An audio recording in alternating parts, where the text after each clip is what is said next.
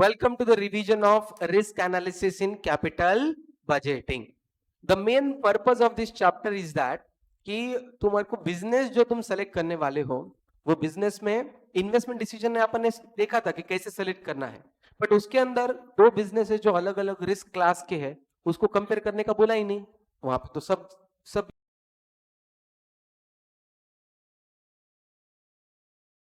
तो मुझे दोनों को एक लेवल पे लाना पड़ेगा। तो दोनों को एक लेवल पे लाने के लिए क्या करना है, तो यहाँ पे 5 मेथड दिए इस चैप्टर में अलग अलग। तो पहला मेथड तुमको बोला है रिस्क एडजस्टेड डिस्काउंटिंग रेट। तो बेसिकली कोई भी बिजनेस में ज्यादा रिस्क है, अगर रिस्क ज्यादा तो इकोनॉमिकल का रूल है higher the risk higher the returns. तो ऑब्वियसली कहते बिजनेस में रिस्क ज्यादा है तो उसके इन्वेस्टर को, ओनर को रिस्क की वजह से एक्सपेक्टेशन भी ज्यादा रहेंगे। एंड एक्सपेक्टेशन अपन रिप्रेजेंट करते हैं किसके through? Discounting factor. Discounting factor दो होते हैं, एक तो अपॉर्चुनिटी कॉस्ट, नहीं तो कॉस्ट ऑफ कैपिटल। तो भाई कॉस्ट ऑफ कैपिटल मतलब इक्विटी कैपिटल, इक्विटी को रिस्क ज्यादा फील होगा तो वो डिस्काउंटिंग भी ज्यादा मांगेगा। तो सिंपली तुमको रिस्क एडजस्टेड डिस्काउंटिंग रेट इस मेथड में क्या करना है, बिजनेस वन बिजनेस टू कौन सा ज्यादा रिस्की है वो डिसाइड करो। रिस्क कैसे डिसाइड करेंगे कि कौन सा ज्यादा रिस्की है? क्वेश्चन में तुमको सीओवी दिया रहेगा, सीओवी दिया, सपोज इसका सीओवी 2 है, इसका सीओवी 3 है। Higher the COV higher the risk. COV मतलब कोएफिशिएंट ऑफ वेरिएशन, वेरिएशन मतलब एक एवरेज जो तुम्हारा इनकम है उससे कितना ऊपर नीचे हो रहा है। जितना ज्यादा वेरिएशन बिजनेस के इनकम में उतना बिजनेस रिस्की होता है। कोई भी किसी भी इंसान को बिजनेस स्टेबल अच्छा लगता है, रिस्की वाला अच्छा नहीं लगता।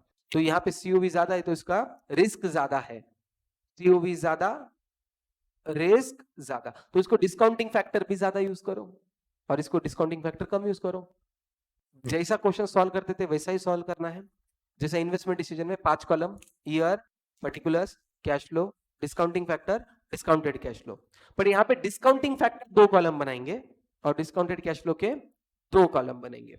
अभी कैसे कि फर्स्ट बिजनेस के लिए डिस्काउंटिंग फैक्टर कैसे सेलेक्ट करेंगे, तो तुमको जनरली ऐसे क्वेश्चंस आते, क्वेश्चन में नीचे सीओवी दिया रहेगा और एक टेबल भी दिया रहेगा।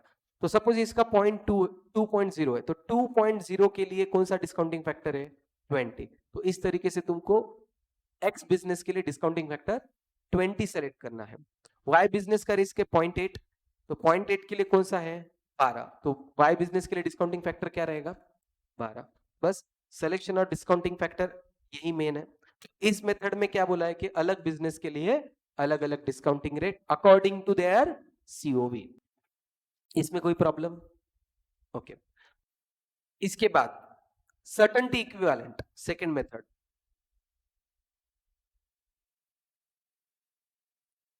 सर्टेनिटी इक्विवेलेंट के अंदर क्या करते हैं कि जो तुम्हारे कैश फ्लोज होते हैं, सपोज 10 लाख, 5 लाख, 3 लाख, ये कैश फ्लो, अगर मैं बिजनेसमैन को पूछूं कि क्या गारंटी कि 10 लाख ही आएगा, तो गारंटी तो नहीं दे पाएगा। तो मुझे उसको पूछना पड़ेगा भाई 10 लाख की गारंटी दे, किसी ना किसी नंबर की तो गारंटी है। तो वो बोलता कि 7 लाख की गारंटी है सर। तो फिर मेरा सर्टेनिटी इक्विवेलेंट सीई है 0.7। तो 10 लाख को 0.7 से मल्टीप्लाई करने के बाद आएगा adjusted cash flow. Adjusted cash flow 7 lakh है, ये 7 लाख क्या है? गारंटीड है। 7 लाख में कोई रिस्क नहीं है। रिस्क अगर नहीं है तो फिर तुमको क्या करना है, सभी कैश फ्लोज को सर्टेनिटी इक्विवेलेंट से मल्टीप्लाई करके एडजस्टेड कैश फ्लो निकाल लेना है। और सर्टेनिटी इक्विवेलेंट तुमको दिमाग से नहीं लगाना है, क्वेश्चन में दिया रहेगा, सिर्फ तुमको कैश फ्लो से वो मल्टीप्लाई करना है। एडजस्टेड कैश फ्लोज आ जाएंगे। एडजस्टेड कैश फ्लोज क्या है? सर्टन है, रिस्क नहीं है, तो इसको डिस्काउंटिंग फैक्टर कौन सा अप्लाई करेंगे? यस, रिस्क फ्री वाला डिस्काउंटिंग फैक्टर अप्लाई करेंगे, क्योंकि इस कैश फ्लो में रिस्क ही नहीं है।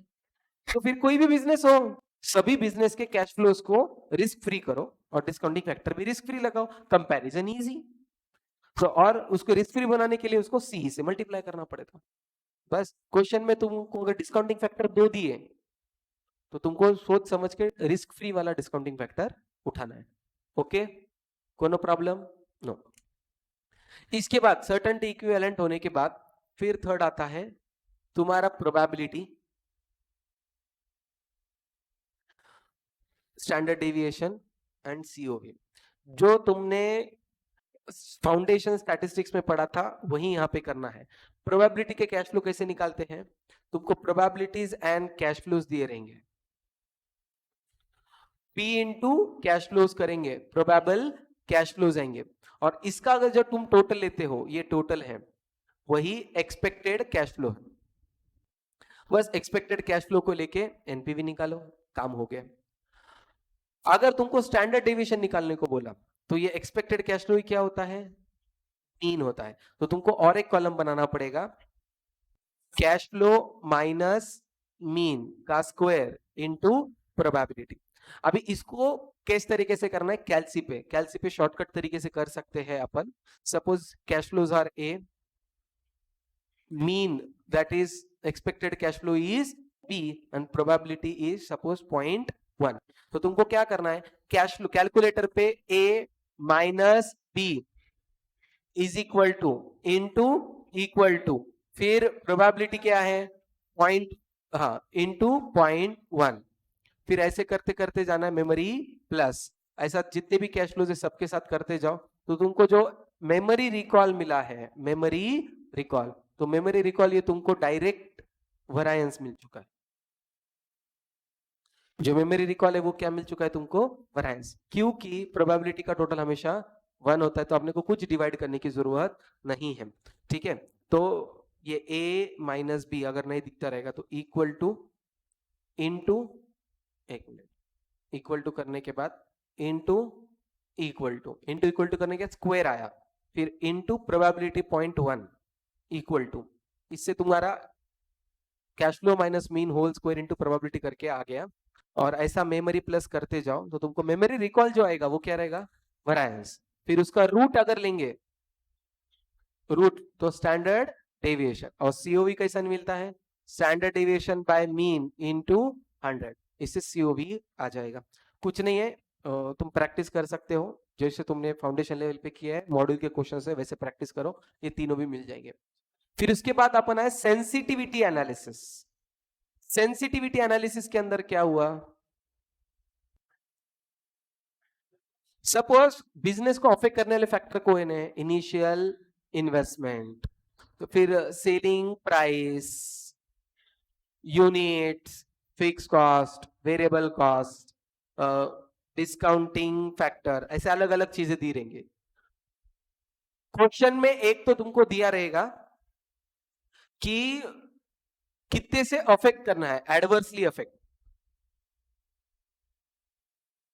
अगर क्वेश्चन जनरली देता है 5%, 10% ऐसा बोलता है, तो तुमको एडवर्सली सोचना पड़ेगा। ये एग्जाम में नहीं दिया रहेगा, तुमको सोचना है। इनिशियल इन्वेस्टमेंट को बढ़ाना पड़ेगा, सेलिंग प्राइस को, यूनिट्स को कम, fix cost, variable cost, discounting factor, तो 10% से बढ़ाना है।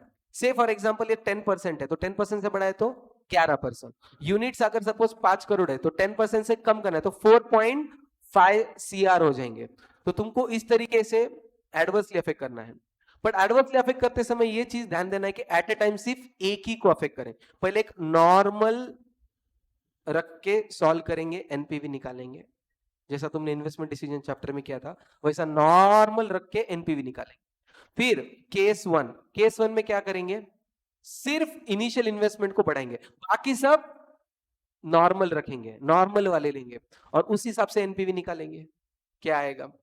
केस 2 के अंदर अभी इनिशियल इन्वेस्टमेंट को नॉर्मल रखो, सेलिंग प्राइस को चेंज करो और बाकी सब नॉर्मल रख के एनपीवी निकालो। तो तुमको ऐसे चेंज एनपीवी आएंगे। नॉर्मल से ये कैश फ्लोज चेक करो कि कितने चेंज हुए, जिससे सबसे ज्यादा चेंज आया, सपोज इसमें आया 20, इसमें आया 30, इसमें आया -10, तो 30 इज द मोस्ट अफेक्टेड, तो ये हो गया मोस्ट सेंसिटिव फैक्टर। इसमें और एक है जो मई 2022 में भी आया और मॉड्यूल में भी एक क्वेश्चन है।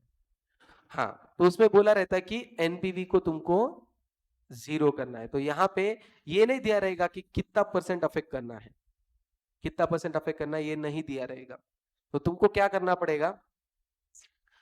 हाँ, नॉर्मल इससे एनपीवी निकालना पड़ेगा। नॉर्मल इससे एनपीवी निकालो। से फॉर एग्जांपल, हाँ, नॉर्मल इससे एनपीवी निकालो 38,840 आ गया नॉर्मल इससे एनपीवी। तो मुझे चेक करना है, अभी इस क्वेश्चन ने बोला था कि sensitivity with the initial investment and CFETC check करो।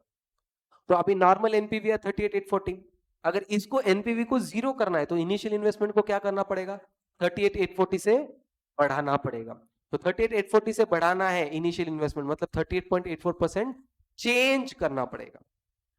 ठीक है, तो ये हो गया, मतलब इनिशियल इन्वेस्टमेंट के साथ सेंसिटिविटी है 38.84। वही में सीएफईटी को चेंज करके अगर इसको जीरो करना है तो सीएफईटी को क्या करना पड़ेगा, 38,840 से कम। ये चारों सीएफईटी का टोटल आता है 1,38,840, उस हिसाब से आता है 27.97। तो बेसिकली इन दोनों में से सबसे कम परसेंटेज किसको है, कैश फ्लोज को है, तो वो उससे ज्यादा इफेक्ट हो रहा है। यहाँ पे तुमको कम परसेंटेज ढूंढने पड़ेंगे, ये थोड़ा सा ट्रिक है। ज्यादा परसेंटेज मतलब ज्यादा फर्क नहीं पड़ता, कम परसेंटेज मतलब ज्यादा फर्क पड़ता है, ज्यादा सेंसिटिव है। उसके बाद आता है सिनारियो एनालिसिस। सिनारियो एनालिसिस के अंदर तुमको क्वेश्चन में दिए रहेंगे अलग अलग scenarios, worst case, most likely, best case.